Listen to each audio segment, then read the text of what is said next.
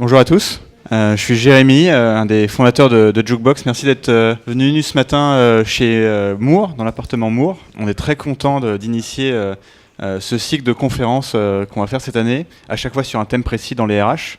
Nous, notre particularité, c'est que tous les jours, on visite 3-4 bureaux différents dans Paris. Et on s'est dit quoi de mieux pour commencer le sujet que de parler de ce sujet d'aménagement des bureaux. Et en quoi c'est devenu un sujet clé pour attirer et fidéliser les talents. Voilà, alors nous, chez Jukebox, on est, avec Welcome to the Jungle et nos autres sites, on est aussi beaucoup spectateurs de ce sujet, puisqu'on passe notre temps à les filmer. Et on voulait en profiter pour que vous puissiez partager l'expérience de 3 personnes qui vivent aussi ce sujet au quotidien, avec, dans l'ordre de galanterie, Elisa de My Little Paris, Benjamin de Litchi et Julien de Moore, qui traitent ce sujet, on va dire, pratiquement tous les jours, et qui vont pouvoir vous parler de ça. Donc ce qu'on vous propose, c'est qu'ils partagent un peu leur expérience, 10 minutes chacun, et qu'ensuite vous pouvez leur poser toutes les questions que vous souhaitez. Voilà. Et du coup, j'en profite pour passer la parole à notre hôte ce matin. Bonjour. Julien Diard, donc je suis le fondateur de Moore. On est très content de vous recevoir aujourd'hui. C'est la première conférence qu'on organise à l'appartement. On a envie de faire vivre ce lieu, donc c'était pour nous un événement intéressant et surtout que le sujet est, je dirais, d'actualité par rapport à tout ce qu'on peut voir tous les jours auprès de nos clients. Et on aurait voulu le partager avec vous. L'idée, c'est que ça soit assez participatif, que je sois pas obligatoirement ou qu'on soit pas les seuls à parler et que vous ayez plein de questions.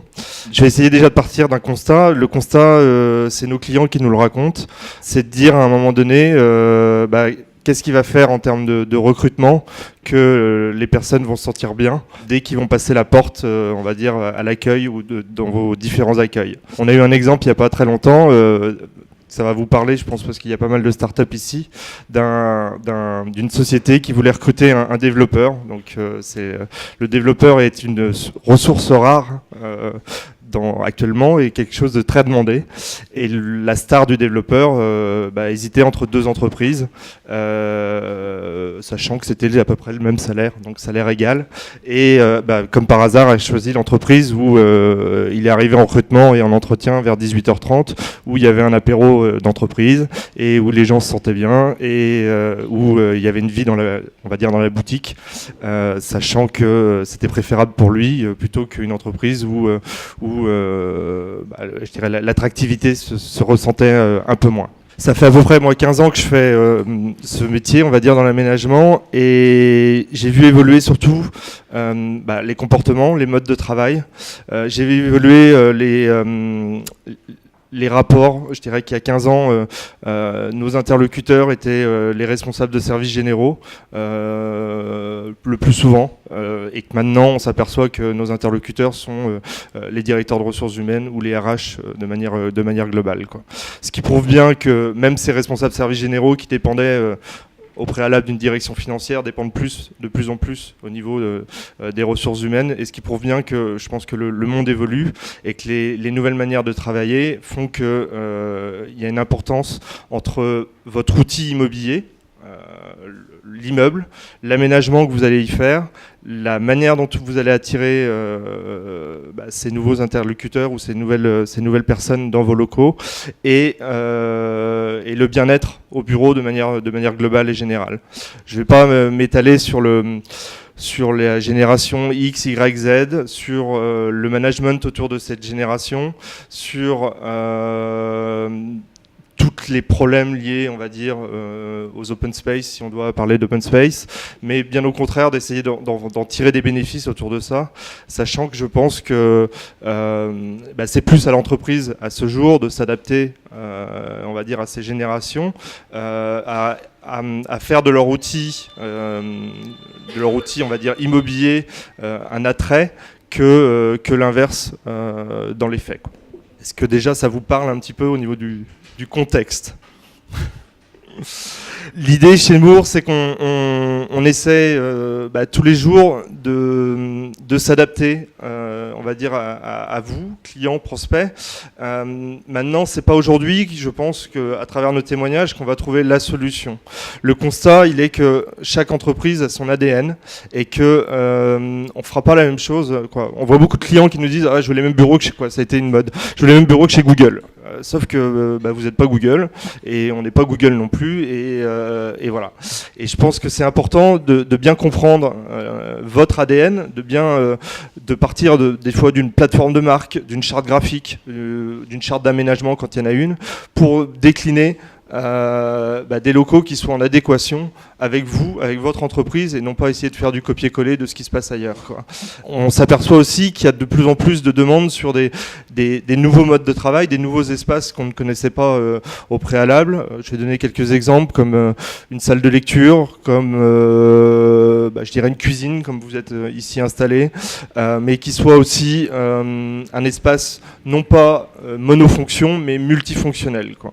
Je m'explique, je pense que dans les locaux et dans les locaux de la révolution au niveau de l'aménagement et des locaux, c'est que une pièce n'est pas égale à une fonction, mais bien au contraire, nos interlocuteurs et nos clients nous demandent de travailler sur de la multifonction, quoi. Et la multifonction, c'est de dire que le matin, je peux être dans ma cuisine pour prendre un petit déjeuner, et l'après-midi, je peux être en réunion de la même manière, dans le même espace, mais avec les moyens, on va dire, techniques pour pouvoir travailler n'importe où, dans mon immeuble ou dans mes locaux, quoi.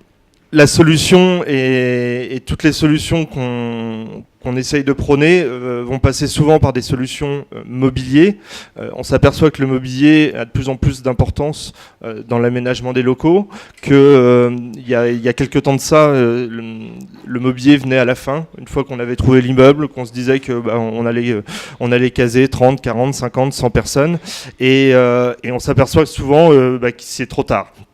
Donc de plus en plus on est sollicité, je dirais, en amont du projet pour essayer de comprendre d'une part quels atouts votre immeuble ou votre lieu peut offrir à vos salariés, et d'autre part comment y adapter tout type et toute solution de mobilier à travers ces nouveaux locaux, à travers des nouveaux espaces aussi, et à travers des lieux qui soient en adéquation avec vos équipes. Le plus compliqué, quoi, je pense que vous le savez, c'est que l'immobilier est quand même la deuxième ressource, quoi, la deuxième source de l'entreprise, à savoir que le premier coût de l'entreprise, c'est la masse salariale, et que derrière on est quand même on est sur l'immobilier, et pour rationaliser cet immobilier, on est obligé à un moment donné d'optimiser les espaces, de pouvoir y rentrer votre programme, ce qu'on appelle donc tout ce qui tourne autour de la programmation, le nombre de personnes, mais de définir exactement quel type d'espace par rapport au nombre de personnes et toujours par rapport à l'ADN de votre entreprise. Je vais passer la parole, je pense. C'est déjà une bonne introduction, et je reviendrai après sur des sujets qui sont surtout... je pense que ce qui est important là-dedans, c'est que la ressource... la croissance de l'entreprise est quand même liée à la créativité et à l'investissement de vos salariés, et ça c'est quand même quelque chose de très important à un moment donné. Ça marche. Merci.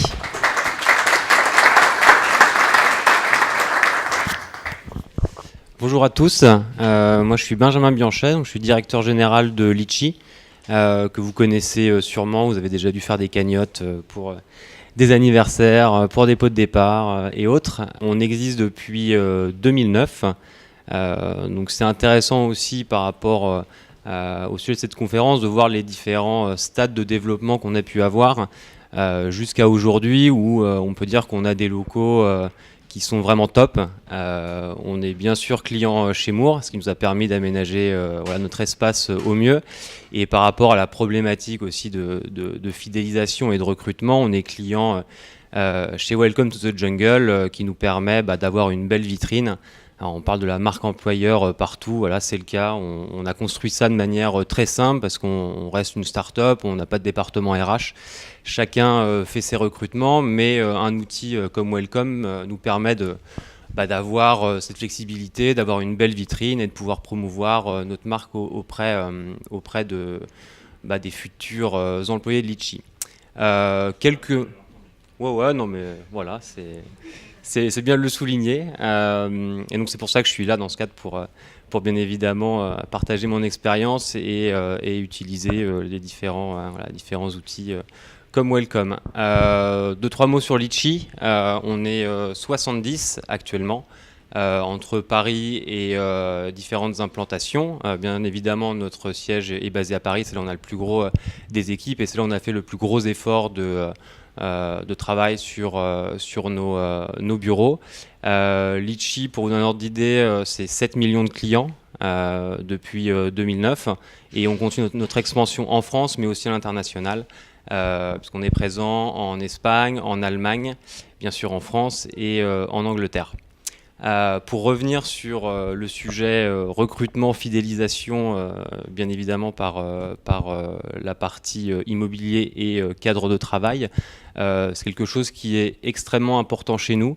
Moi, je vais vous donner 2 axes de réflexion. La partie, bien sûr, Litchi, mais je vais aussi parler de Google, là où j'ai travaillé pendant 4 ans, et de faire le parallèle entre ces différents types de locaux.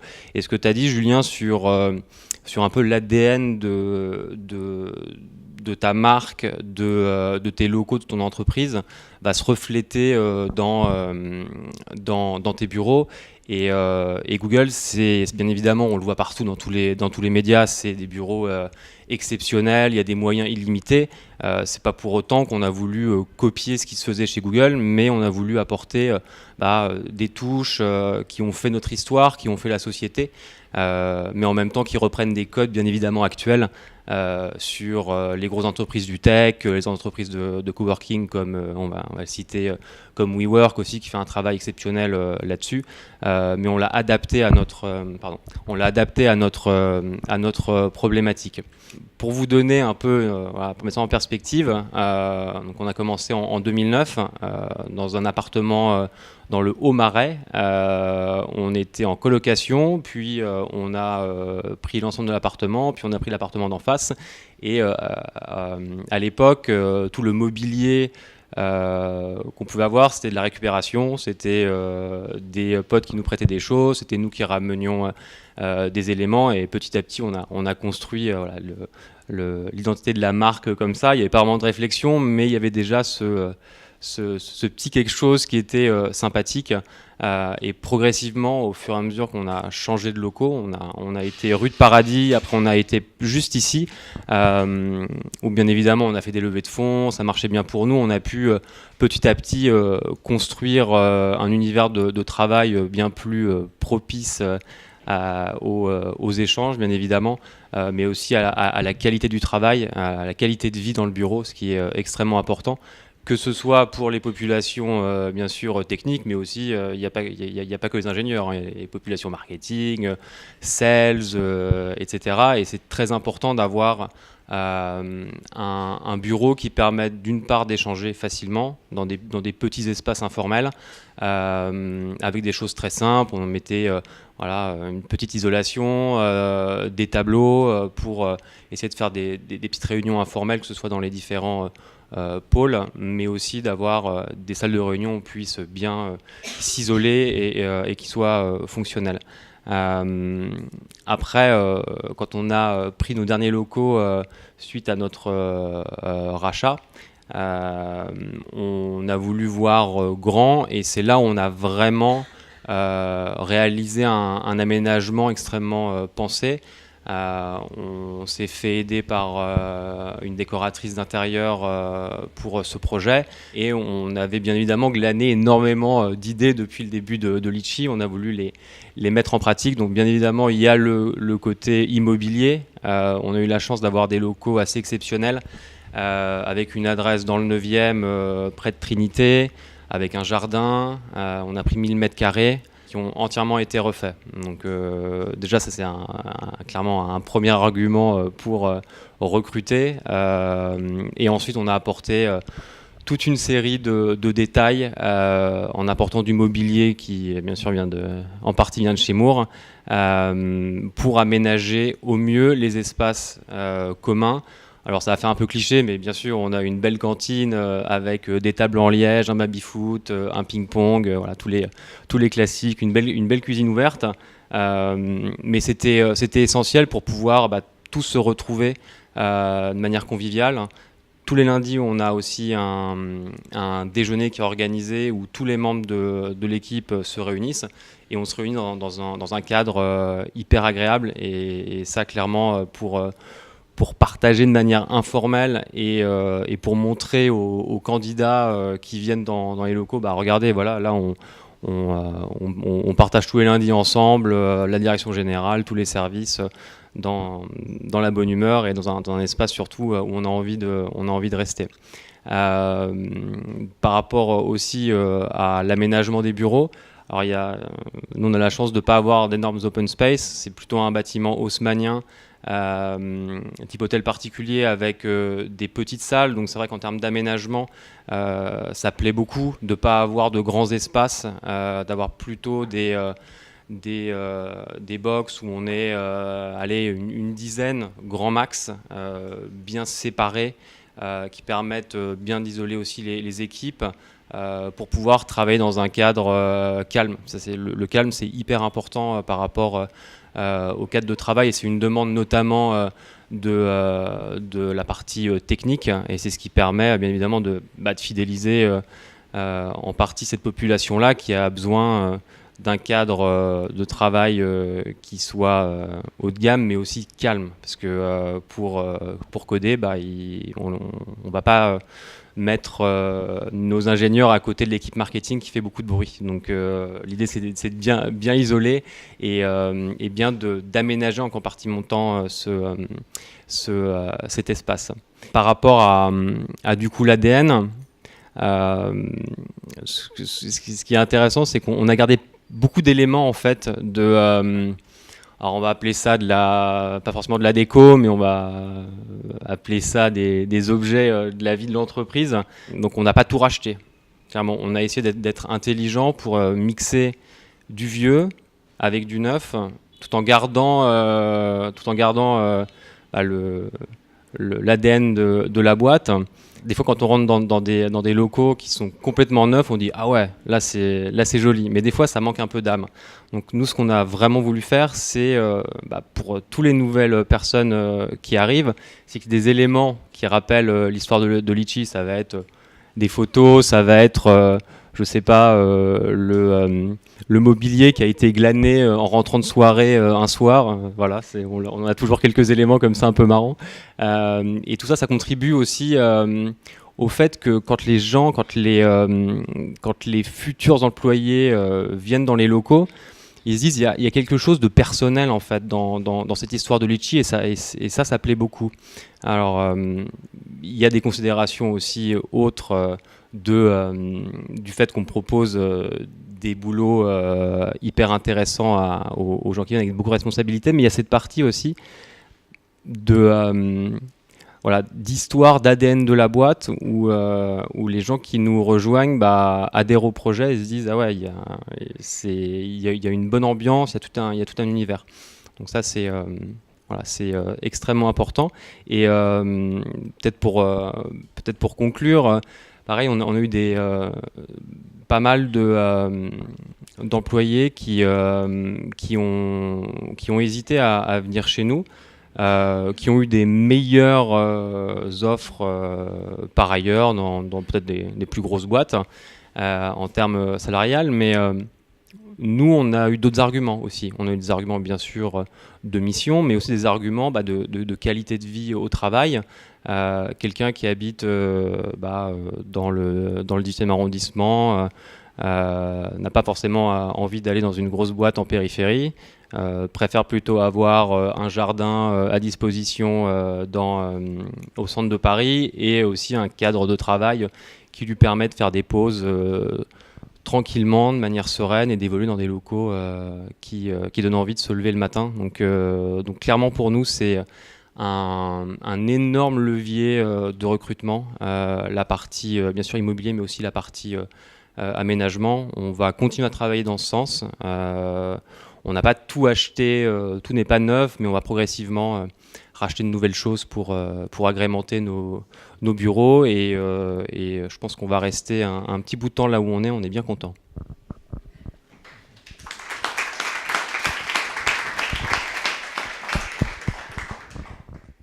Du coup, moi, pour enchaîner, donc, je m'appelle Elisa, je suis Brand Love Manager chez My Little Paris. My Little Paris, je ne sais pas si vous connaissez tous, mais c'est un groupe média et e-commerce. Donc, on est connu notamment aussi pour nos My Little Box, nos boîtes par abonnement.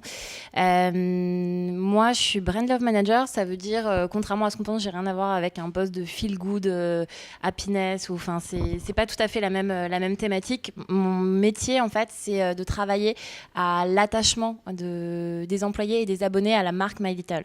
Donc l'attachement, que ce soit côté donc marque employeur, recrutement, gestion des talents, mais aussi l'attachement à cette marque My Little en tant qu'abonné avec l'organisation d'événements, de partenariats de marque. Donc voilà, c'est un job qui est à la fois qui est à la croisée du marketing et des RH en fait. Donc moi j'étais la première employée My Little Paris. Quand je suis arrivée il y a 7 ans, on était 5. On était à l'époque encore en pépinière d'entreprise. Et il y a la lampe qui gêne. on était 5 et aujourd'hui en fait on est 120 répartis sur 7 étages. On a commencé aussi en fait dans un appartement tous autour d'une table où on tenait tous autour de la table. Aujourd'hui c'est plus du tout le cas et on a eu la chance de pouvoir coloniser petit à petit tous les étages de l'immeuble où on est dans le 9e.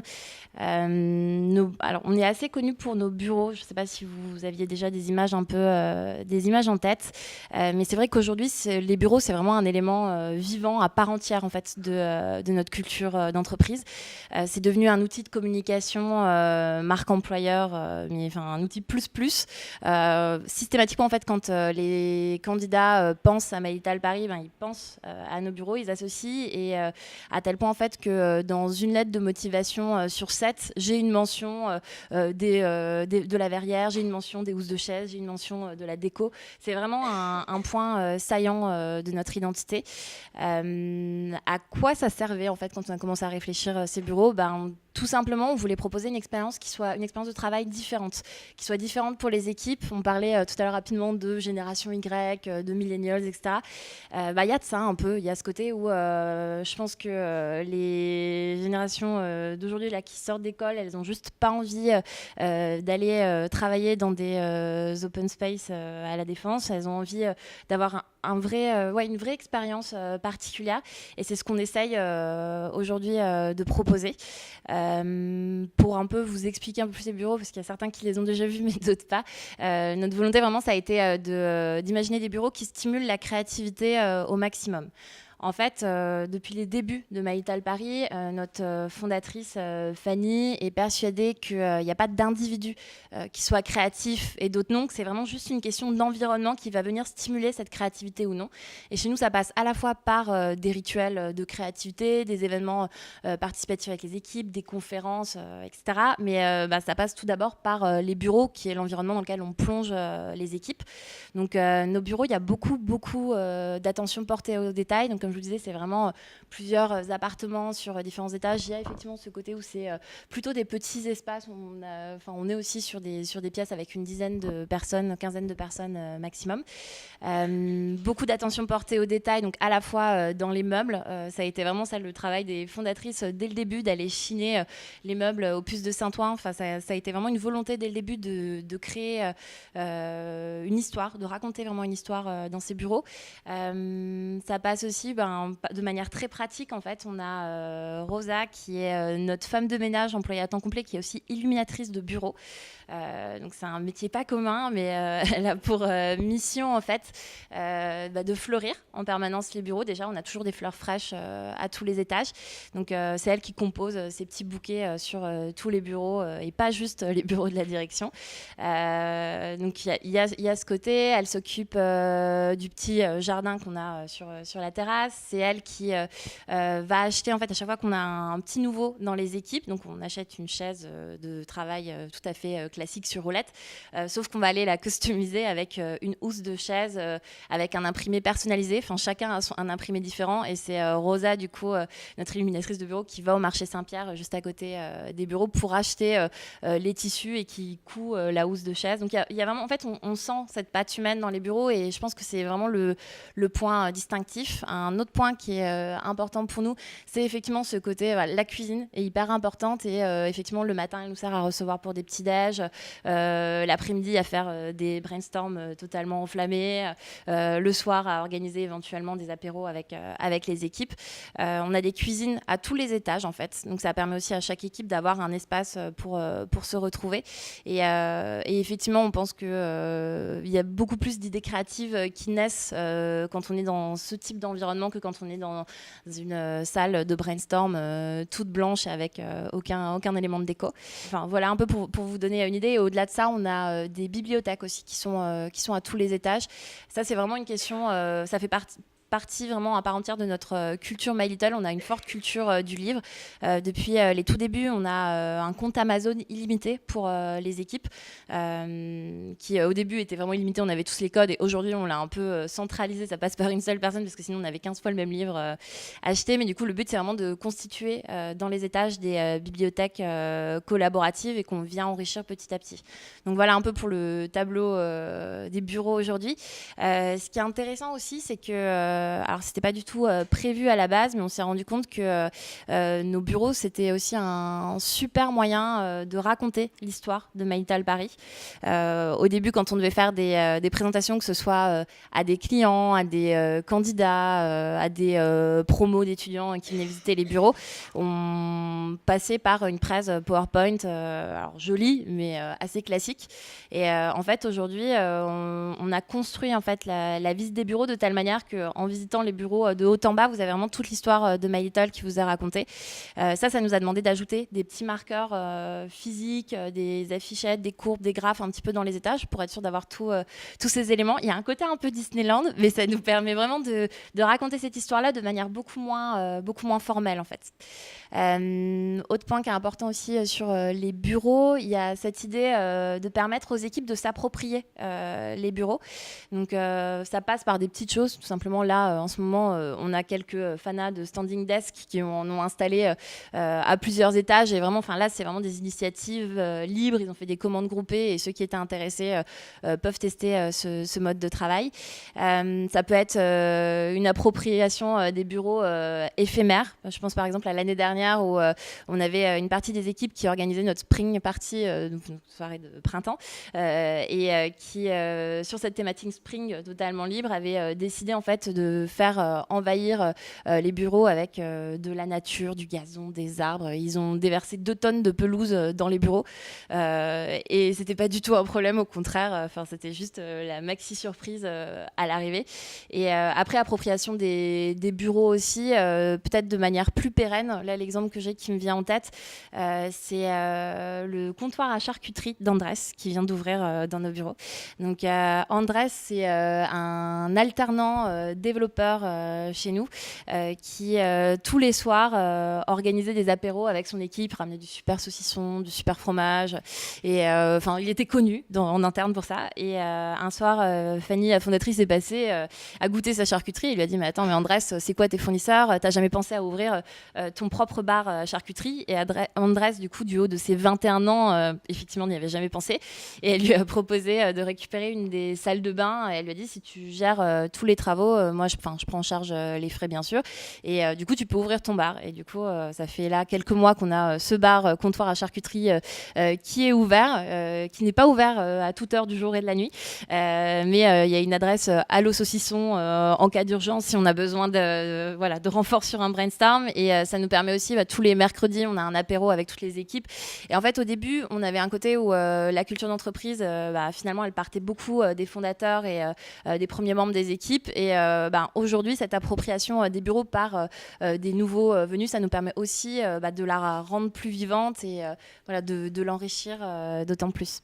Chez nous, les codes qui sont dessinés petit à petit, c'est des grandes tables en bois brut, c'est les housses de chaises Liberty, les tissus Liberty et Caravane, c'est les fleurs coupées, les bibliothèques un peu partout.